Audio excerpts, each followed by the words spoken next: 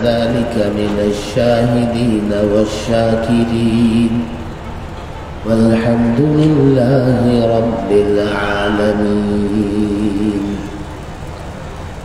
বাংলাদেশের ঐতিহ্যবাহী দ্বীনি দাওয়াতি সংগঠন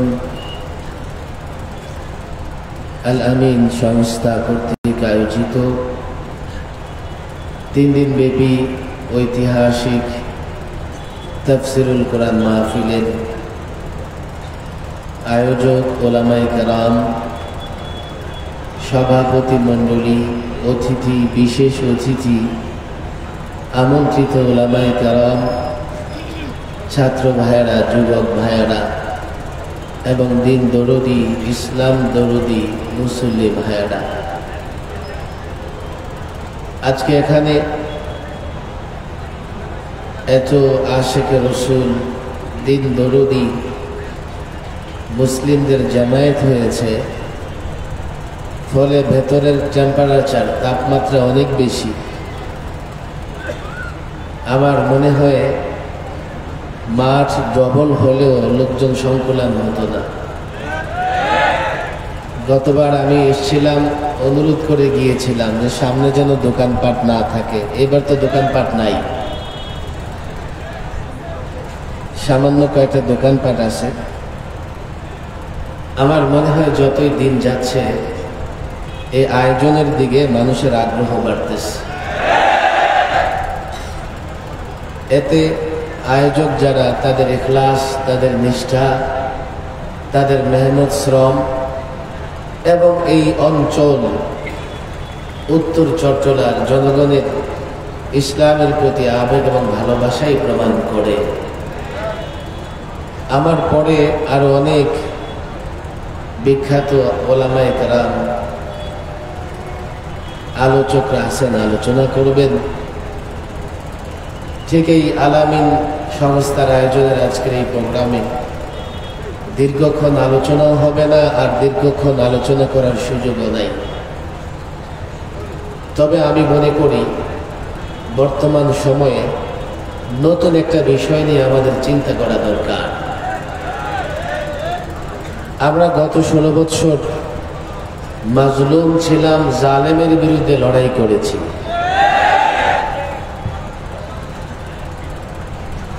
সেই লড়াইটা একরকমের ছিল।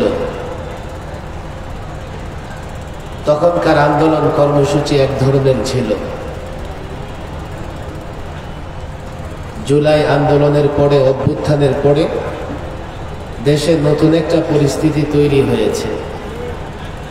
আমরা নতুনভাবে চিন্তা করতেছি, আমরা নতুন পরিকল্পনা হাতে নিচ্ছি, আমরা নতুন কর্মসূচি গ্রহণ করবার চেষ্টা করতেছি। সব সময় একইভাবে একই ধরনের কর্মসূচি এবং পরিকল্পনা কাজে আসে না। সময়ের সঙ্গে সঙ্গে পরিকল্পনা এবং কর্মসূচি পরিবর্তন করা লাগে। 16 বছরের লড়াইটা একরকমের ছিল। এখন আমরা নতুন একটা লড়াই শুরু করেছি। এই লড়াইটা এলেম এবং জাহালতের মধ্যে লড়াই। মাদারসা কওমিয়ার ছাত্র ভাইয়েরা, ওলামায়ে কেরাম, আমি বিশেষভাবে আপনাদের দৃষ্টি আকর্ষণ করতে চাই। যদি আমি আমার পর্যালোচনা, যদি আমি আমার চিন্তার যে বিষয়গুলো আপনাদের সামনে পেশ করতেছি যথাযথ করতে পারি বা যৌক্তিকভাবে করতে পারি, আমার বিশ্বাস আপনারা শুধু আমার সঙ্গে একমত হবেন এমন নয়, এই কার্যক্রম, কর্মসূচি, পরিকল্পনা বাস্তবায়নে উদ্যোগী হবেন তো ইনশাআল্লাহ। এই যে এখন একটা নতুন লড়াইয়ের ক্ষেত্র তৈরি হয়েছে, এই লড়াইয়ের এক পাশে ইলম, আরেক পাশে জাহালত, এক পাশে জ্ঞান, আরেক পাশে অজ্ঞতা, এক পাশে আলো, আরেক পাশে অন্ধকার। এই বিষয়টা বুঝবার জন্য গবেষণা করা দরকার নাই, বাস্তবতা সামনে রাখলেই যথেষ্ট। অনেক আলোচক হয়তো বা এই বিষয়েও আলোচনা করেছেন, কিন্তু বর্তমান সময়টা আমি যেভাবে বুঝতে পেরেছি, যেমন আমরা সাহাবায়ে কেরামকে সত্যের মাপকাঠি মনে করি, এটা হচ্ছে ইলম, এটা জ্ঞান, এটা আলো। আরেক দল যারা সাহাবায়ে কেরামকে সত্যের মাপকাঠি মনে করে না, সেটা হচ্ছে জাহালত, সেটা অজ্ঞতা, সেটা অন্ধকার। আমি ছাত্র সমাজের কাছে, মাদারেসে কওমিয়ার সূর্য সন্তান তোমরা, তোমাদের কাছে আমার নিবেদন, আবেদন, সাহাবায়ে কেরামকে সত্যের মাপকাঠি মানতে কষ্ট হচ্ছে, তাহলে তারা কি কোরআনে কারীম পড়ে না? তারা কি কোরআনে কারীম বুঝে পড়ে না? কোরআনুল কারীমের শুরু থেকে, সূরাতুল বাকারা থেকে শুরু করে শেষ পর্যন্ত যে আয়াতে আপনি দৃষ্টি দেবেন, সে আয়াতে সাহাবায়ে কেরামের মর্যাদা এবং ফজিলতের বর্ণনা আছে। কোরআনে কারীমের যে কোনো আয়াতে। এবার কোরআনে কারীমের আয়াত এবং সাহাবায়ে কেরামের মর্যাদা পরিমাপ করে দেন। আপনি বললেন আলিফ লাম মিম লা রাইবা ফি যালিকাল কিতাব লা রাইবা ফি, এমন এক কিতাব যার মধ্যে কোনো সন্দেহ নাই। এই যে কোরআনে কোনো রাইব নাই, সন্দেহ নাই, এর সাক্ষ্য সর্বপ্রথম দিয়েছেন সাহাবায়ে কেরামের জামাত। হুদাল লিল মুত্তাকিন, মুত্তাকিনদের জন্য হেদায়েত। মুত্তাকিন কারা? মুত্তাকিনদের প্রথম জামাত হচ্ছে সাহাবায়ে কেরাম। এরপরে আল্লাযীনা ইউমিনুনা বিল্লাহ, এখান থেকে পৃষ্ঠার শেষ পর্যন্ত আল্লাহর উপরে ঈমান আনা, আল্লাহ যা অবতীর্ণ করেছে তার উপরে ঈমান আনা, এই সবগুলো বিষয়ে আগে যারা করে দেখিয়েছেন তারা সাহাবায়ে কেরাম। এরপরে আল্লাহ প্রদত্ত সার্টিফিকেট, উলাইকা আলা হুদাম মির রাব্বিহিম ওয়া উলাইকা হুমুল মুফলিহুন, তারা রবের পক্ষ থেকে হেদায়েতের উপরে, তারা সফল কাম। কারা? সবার আগে সাহাবায়ে কেরাম। তারা সাহাবায়ে কেরামকে সত্যের মাপকাঠি মানতে রাজি নয়, অথচ কোরআন বলছে আমিনু কামা আমানান নাস। সাহাবায়ে কেরাম ঈমানের মাপকাঠি, তোমরা ঈমান আনো সাহাবায়ে কেরামের মতো। সাহাবায়ে কেরাম আমলের মাপকাঠি।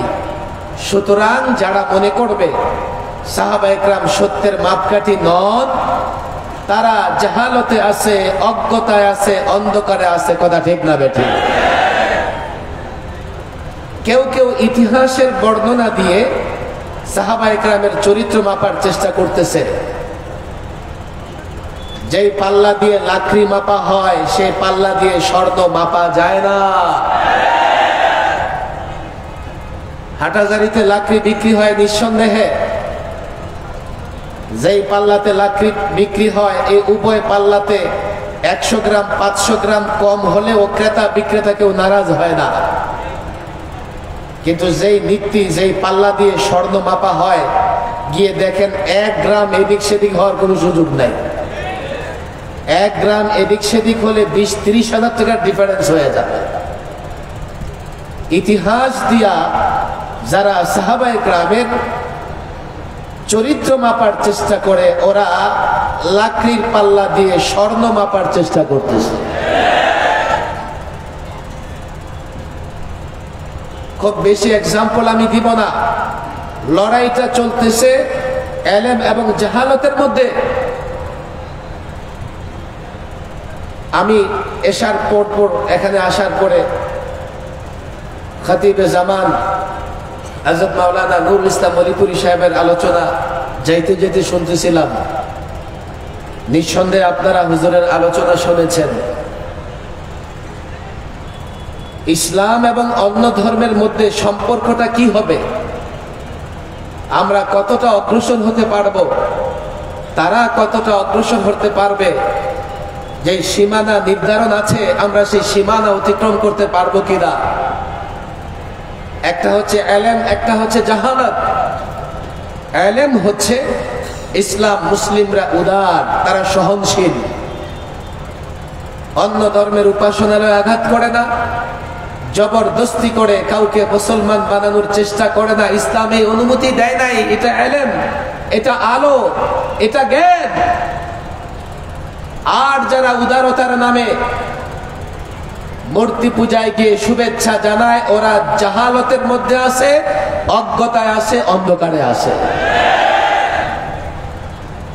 লড়াইটা এখন এলেম আর জাহালতের মধ্যে। আমার উপর কেউ নারাজ হতে পারে, নানা দলের লোকেরা। আপনি ডাক্তার, আমি আপনাকে সম্মান জানাই। ডাক্তারি বিষয়ে আপনি কোনো কথা বললে আমি সেটা মেনে নেবার চেষ্টা করব। আপনি ইঞ্জিনিয়ার, আমি আপনাকে সম্মান জানাই। আপনি ইঞ্জিনিয়ারিং নিয়ে কোনো কথা বললে আমরা সেটা গ্রহণ করবার চেষ্টা করব। আপনি ব্যারিস্টার, মাশাআল্লাহ সুপার ব্যারিস্টার হন আপনি। আপনি আদালত মোকদ্দমা নিয়ে কোনো কথা বললে আমরা আপনাকে সম্মান জানাবো, কোনো সমস্যা নাই। কিন্তু ইসলাম, ইসলামী নানা বিষয়ের ব্যাখ্যা ওলামায়ে কেরাম দেবে।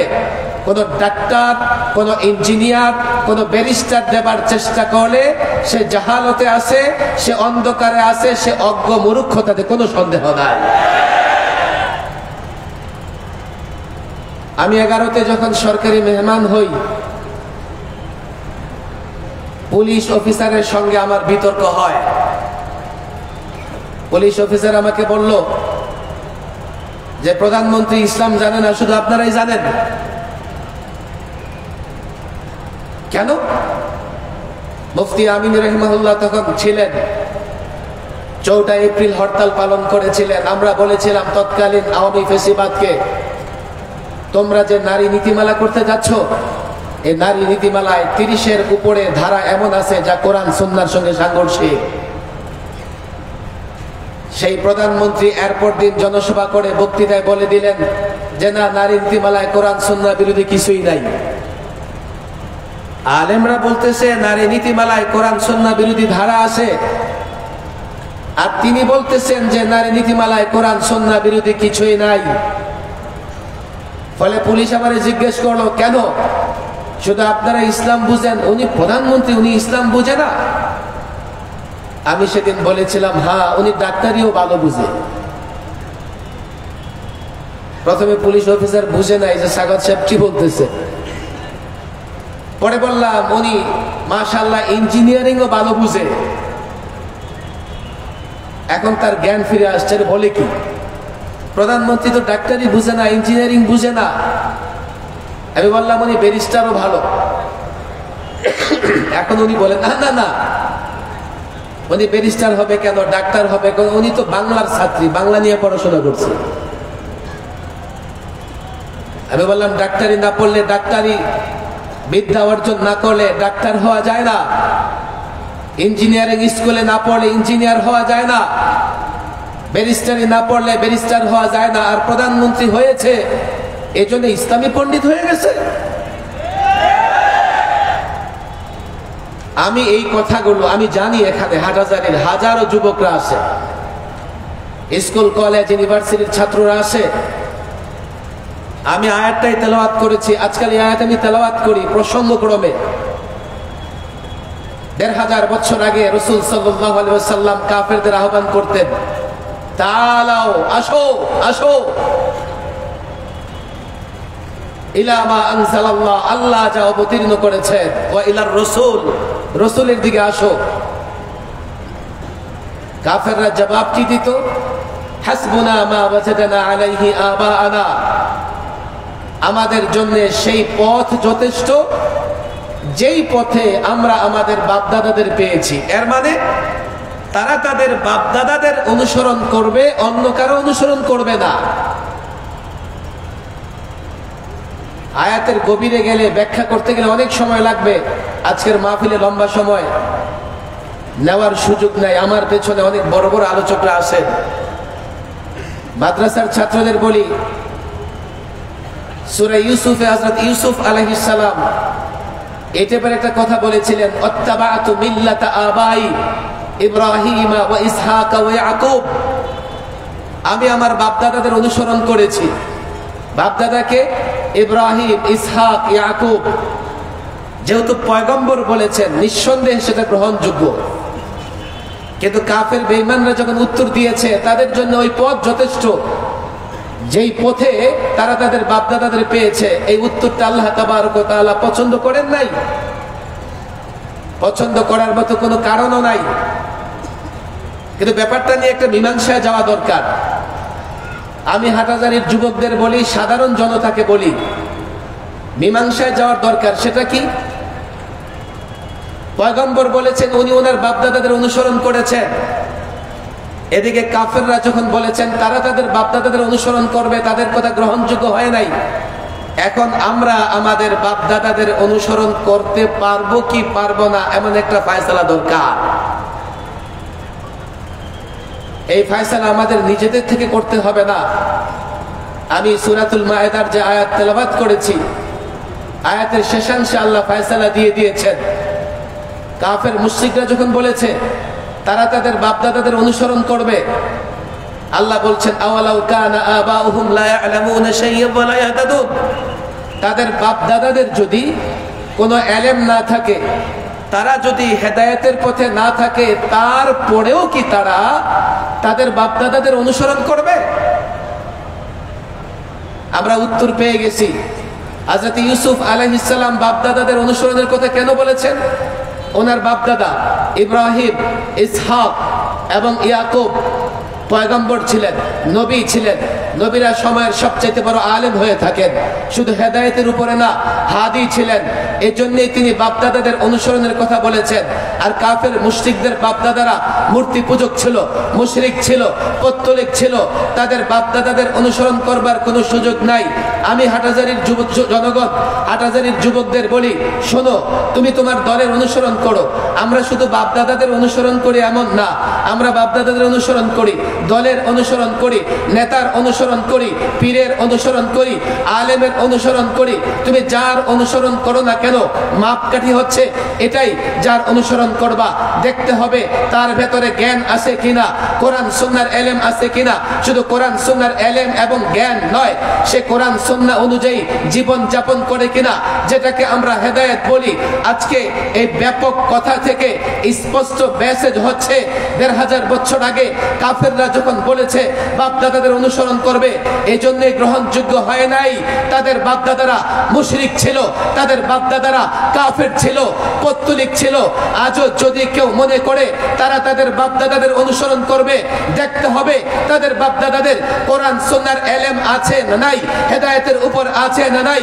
কোন যুবক যদি মনে করে নেতার অনুসরণ করবে, তাকে আগে দেখতে হবে তার নেতার কোরআন সুন্নাহর ইলম আছে না নাই, হেদায়েতের উপর আছে না নাই।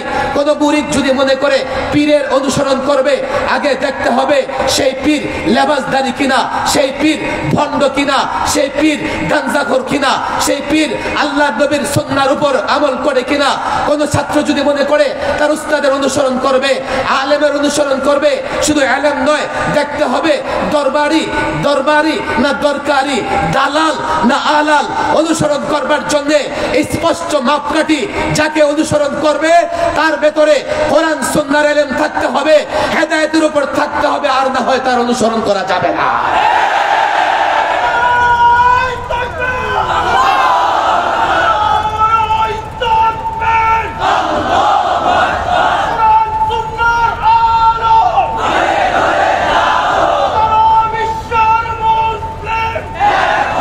সময় হাতে কম, স্লোগান না,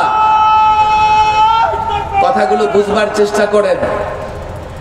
আমরা উদার, আমরা সহনশীল, এটা ইসলাম, ইসলামী জ্ঞান। অলিপুরি সাহেব বলে গেছেন। কিন্তু এর মানে এই নয় যে আমাদের রোজা আর তাদের পূজা এক হয়ে যাবে। আফসোস, শত আফসোস। আজকে একজন নেতার আমি যখন অনুসরণ করব, আমি যদি আগে সিদ্ধান্ত নিতে না পারি এই নেতার কতটুকু অনুসরণ করব।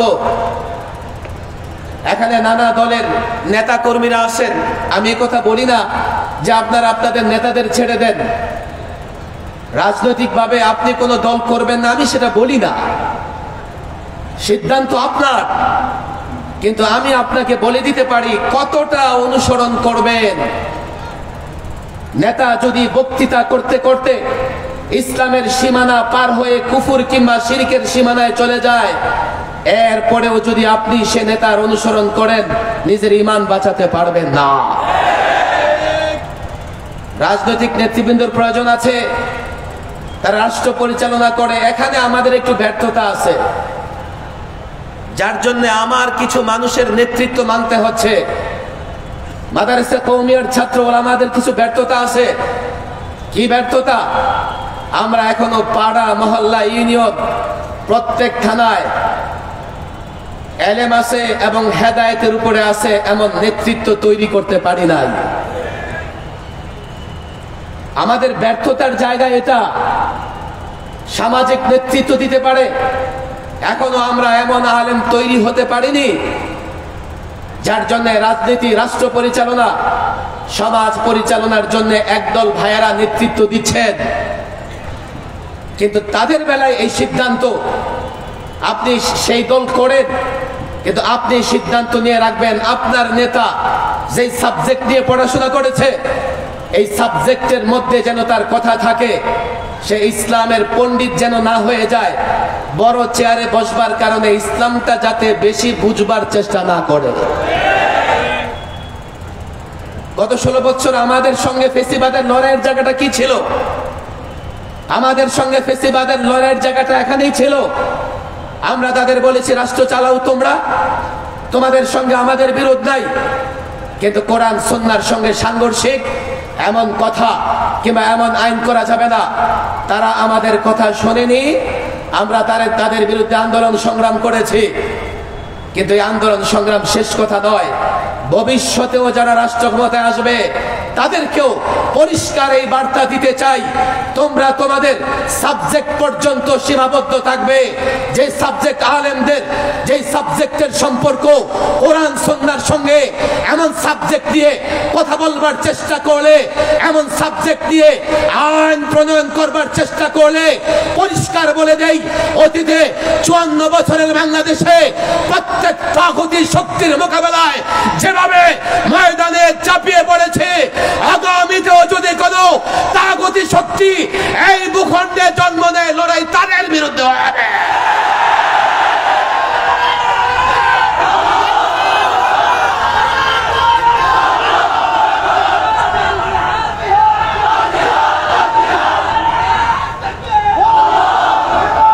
আমাদের কারো সঙ্গে বন্ধুত্ব এর মানে এই নয় আমরা ইমানের বিনিময়ে আপোষ করে ফেলবো। আমাদের কারো প্রতি সহনশীলতা এর মানে এই নয় ইসলামের সীমারেখায় তাকে আঘাত করতে দেব। আমরা কোন দলকে পছন্দ করি এর মানে এই নয় কোরআন সুন্নাহর বিধিবিধানে তাকে হাত দিতে দেব।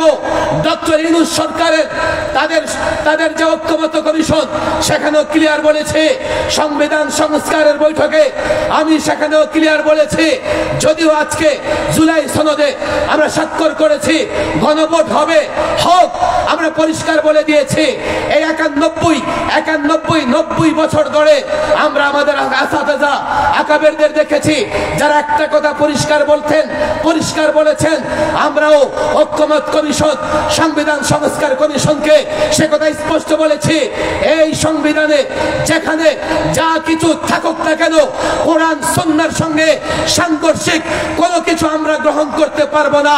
ইউনূস সরকারকে বলেছি, ভবিষ্যতে যারা আসবে তাদেরও বলে দিচ্ছি, সংবিধান বানাও, সংস্কার করো, ঐক্যমত হও, কোথায় কি আছে 9, 6, 19, 20 করো, তবে আল্লাহর কসম এই সংবিধান, এই ঐক্যমত কমিশন, এই সনদে কোথাও যদি কোরআন সুন্নাহ বিরোধী কিছু থাকে মানব না, মেনে নেওয়া হবে না।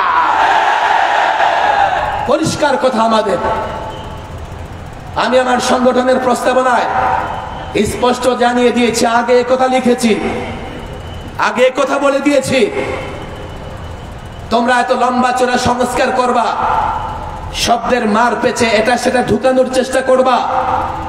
আমাদের বক্তৃতা স্পষ্ট, আজ হোক কাল হোক, যখনই ধরা পড়বে যে সংস্কার কার্যক্রম, এই সংবিধানের কোথাও কোনো ধারা, কোনো উপধারা এমন আছে যা কোরআন সুন্নাহর সঙ্গে সাংঘর্ষিক, তাৎক্ষণিক প্রতিবাদ করব, এক মুহূর্ত বরদাস্ত করব না। লড়াইটা চলছে এলেম এবং জাহালতের। আমাদের কিছু ভাইয়েরা আছেন যারা জুলাই অভ্যুত্থানে আমাদের সঙ্গে ছিলেন। আমি হাটাজারির জনতাকে বলে যাই, হাটাজারিতেও আমাদের ব্যাপক ভাইয়েরা দল মত নির্বিশেষে জুলাই অভ্যুত্থানে আমাদের সঙ্গে ছিলেন। জুলাই অভ্যুত্থানে যারা আমাদের সঙ্গে ছিলেন, তারা যদি মিলাদুন নবী নিয়ে বাড়াবাড়ি করেন, এটা তাদের অজ্ঞতা। বুঝবার চেষ্টা করেন, মিলাদুন নবী রাসূল সাল্লাল্লাহু আলাইহি সাল্লামের বেলাদত, বড় বরকতময় সাআদাত, এবং রাসূল সাল্লাল্লাহু আলাইহি সাল্লামের মিলাদ নিয়ে আলোচনা করা সওয়াবের কাজ, নিঃসন্দেহে সওয়াবের কাজ। কিন্তু মিলাদুন নবীর নামে ডোল তবলা বাজায়া গান বাজনার আয়োজন করা জাহালত, অন্ধকার এবং মূর্খতা। আলো কি? মিলাদুন নবীর আলোচনা করো, সিরাতুন নবীর আলোচনা করো। সিরাতুন নবীর আলোচনা থেকে নিজের জীবন গড়বার চেষ্টা করো, এটা হচ্ছে আলো, এটা হচ্ছে জ্ঞান। আর যদি এর ব্যতিক্রম করো, আমি তাদের বলি, দেখো ওরা আমাদের ভাই। আমি এখানে ছাত্র সমাজকে বলি, 16টা বছর আমরা ফেসিবাদ বিরোধী লড়াই করেছি। এই লড়াইয়ে যারা মিলাদুন নবীর কথা বলেন, ওনারাও আমাদের সঙ্গে ছিলেন। আমি নিজে তাদের সঙ্গে সমন্বয় করেছি। চট্টগ্রাম, সিলেটে আমি সমন্বয় করেছি। তাদের নেতৃবৃন্দ আমাদের সহযোগিতা করেছেন। এখন মাঠ পর্যায়ে আমাদের লোকদের সঙ্গে তারা মিলাদুন নবী নিয়ে মারামারি করে ফেলেন। আমি তাদের দাওয়াত দেই, তাআলাউ ইলা মা আনজালাল্লাহ ওয়া ইলার রাসূল। আমরা একটা জায়গায় একমত ছিলাম, চলো অন্ধকার থেকে বের হয়ে আবার সবাই আলোর জায়গায় যাই। কথা ঠিক না বেঠিক? একদিকে অন্ধকার, আরেকদিকে আলো। এমন এক্সাম্পল দিতে থাকলে রাত শেষ হয়ে যাবে। আমি আলোচনা সংক্ষেপ করতেছি, আলোচক আরো আছেন। আমি যে কথাটা বলে শেষ করতে চাই, সর্বশেষ, আজকে একটা জাতীয় দৈনিকে আপনারা দেখেছেন, পার্বত্য চট্টগ্রাম নিয়ে বাংলাদেশ বিরোধী শক্তিরা ষড়যন্ত্র করতেছে। আমি এটা আজকে নতুন খবর বলবো না। বাংলাদেশের জন্মের পর থেকেই এই পার্বত্য এলাকা নিয়ে বিদেশিরা একটা ষড়যন্ত্রের জাল বুনে আছে। কদিন পর পর যখন দেশ রাজনৈতিকভাবে অস্থির হয়, তো তারা তাদের ষড়যন্ত্র বাস্তবায়নের চেষ্টা করে। এখন বাংলাদেশ রাজনৈতিকভাবে একটা অস্থির সময় পার করতেছে। ফেসিবাদ তো গেছে, কিন্তু ফেসিবাদ বিরোধী শক্তিগুলো নিজেরা এখন মারামারি করতেছে। তারা মনে করতেছে যে এই অবস্থাতে পার্বত্য এলাকায় কোনোভাবে অস্থিরতা তৈরি করে এখানে আরেকটা খ্রিস্টান রাজ্য তৈরি করা যায় কিনা। ছাত্র জনতা, যুবক ভাইয়েরা, এই ষড়যন্ত্র মোকাবেলা কিভাবে করবেন? তাদের ষড়যন্ত্র মোকাবেলা করবার মতো বাহ্যিক ক্ষমতা আমাদের নাই। যারা বাংলাদেশ নিয়ে ষড়যন্ত্র করতেছে তারা সুপার পাওয়ার। যারা বাংলাদেশ নিয়ে ষড়যন্ত্র করতেছে তারা অ্যাটম পাওয়ারের অধিকারী। আবার আমার দেশে আছে গাদ্দার, আমার দেশে আছে এক ধরনের মানুষ যারা নিজের দেশের চাইতে অন্যের দেশের স্বার্থ রক্ষায় বেশি কাজ করে। এদেশের ইঞ্চি ইঞ্চি মাটিতে আপনি গাদ্দার খুঁজে পাবেন, গাদ্দার খুঁজে পাবেন। এই দেশটা কি করে রক্ষা করবেন? একটা মন্ত্র, একটা স্লোগানে দেশ রক্ষা হবে। আল ইসলামু ইয়ালু ওয়ালা ইউলা। ইসলাম বিজয়ী হয়, বিজয়ী ধর্ম, ইসলাম পরাজিত হয় না। এটাই মূল মন্ত্র আমাদের। পার্বত্য এলাকা রক্ষা করতে হলে, পার্বত্য অঞ্চল রক্ষা করতে হলে, বাংলাদেশ রক্ষা করতে হলে, যেহেতু তিন দিকে দুশ্মন, আরেকদিকে বঙ্গোপসাগর, এদেশ কি করে রক্ষা করব? আমাদের হাতে মিসাইল নাই, অ্যাটম বোমা নাই, অত্যাধুনিক অস্ত্র নাই। দুশ্মনদের হাতে মিসাইল আছে, অ্যাটম বোমা আছে, দুশ্মনদের হাতে অত্যাধুনিক অস্ত্র আছে। কি করে লড়াই করব? কি করে দেশ রক্ষা করব? দেশ রক্ষা করতে হলে আমাদের শক্তি ইসলাম। আল ইসলাম ইয়ালু ওয়ালা ইউলা। ইসলাম বিজয়ী হয়। ইসলাম যদি ধরতে পারো যুবক, ইসলাম ধরতে পারো ছাত্র, ইসলাম ধরতে পারো মিলাদুন নবী যারা বলো, তোমরাও যদি ইসলাম ধরতে পারো, যারা সিরাতুন নবী বলো, তোমরাও যদি ইসলাম ধরতে পারো, ইসলামের শক্তিতে আমরা যদি শক্তিমান হতে পারি। আমি পরিষ্কার বলে দেই, পার্বত্য এলাকা নিয়ে, বাংলাদেশকে নিয়ে যারা ষড়যন্ত্র করছো, ইসলামের শক্তির উদাহরণ দেখো, ইসলামের শক্তির ইতিহাস তোমরা পড়ো। 313 জন হাজারের বাহিনীর বিরুদ্ধে লড়াই করে বিজয়ী হয়েছে। 30,000 2 লক্ষের বিরুদ্ধে লড়াই করে বিজয়ী হয়েছে। ইসলাম পাওয়ার, ইসলাম শক্তি, ইসলাম ধরো, ইসলাম মানো। আল্লাহর কসম, ওই তাগুত, কাফের, বেঈমান, হিন্দুত্ববাদী, উগ্রবাদী, ইহুদি, নাসারা যারা আমার বিরুদ্ধে, আমার দেশের বিরুদ্ধে লড়াইয়ের ময়দানে অবতীর্ণ হবে, জিতবে ইসলাম, জিতবো আমরা, তারাই পরাজিত হবে।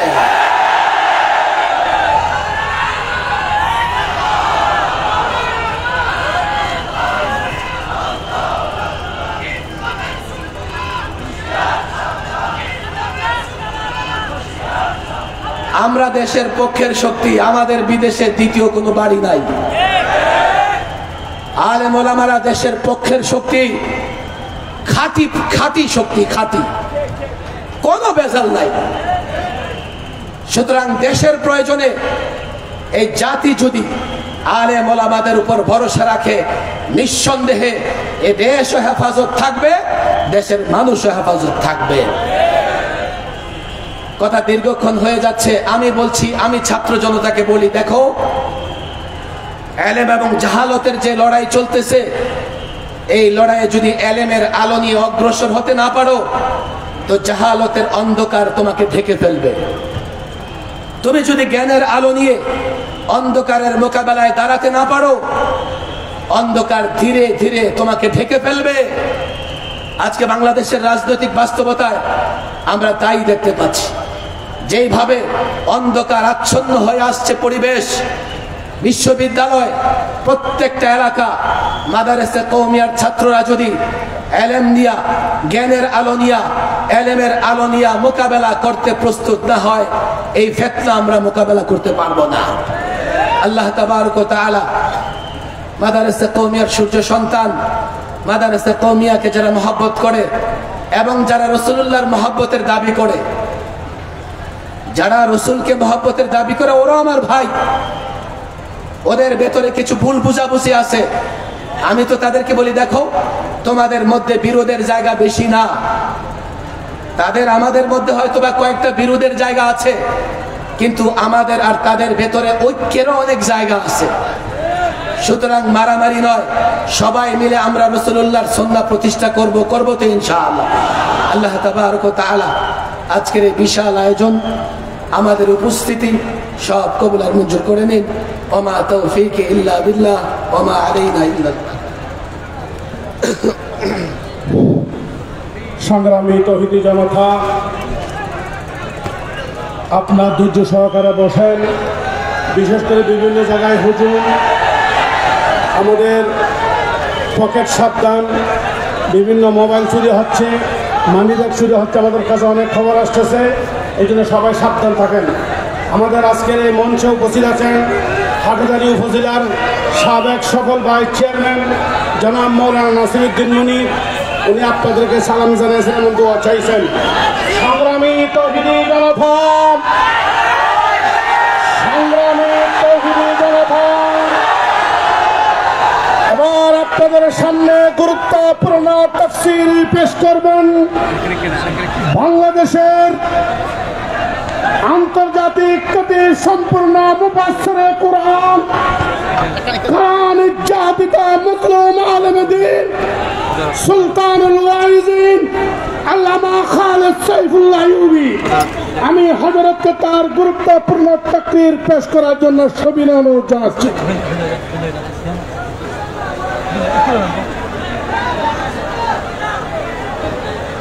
পানি চা কিছু না কিছু লাগবে না। আসসালামু আলাইকুম ওয়া রাহমাতুল্লাহি ওয়া বারাকাতুহু।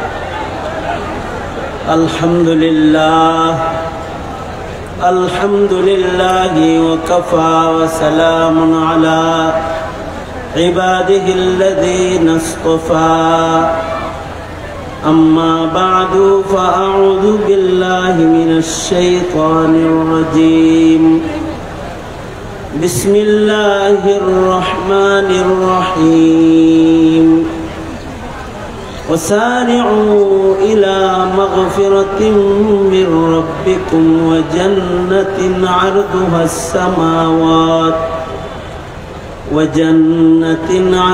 السماوات والأرض أعدت للمتقين.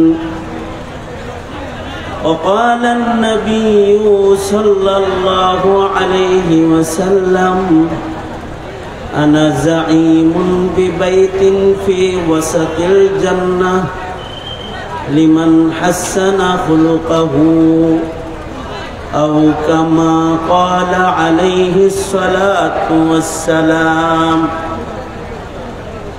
اللهم صل على محمد وعلى آل محمد كما صليت على إبراهيم وعلى آل إبراهيم إنك حميد مجيد. اللهم بارك على محمد وعلى آل محمد كما باركت على إبراهيم وعلى آل إبراهيم إنك حميد مجيد.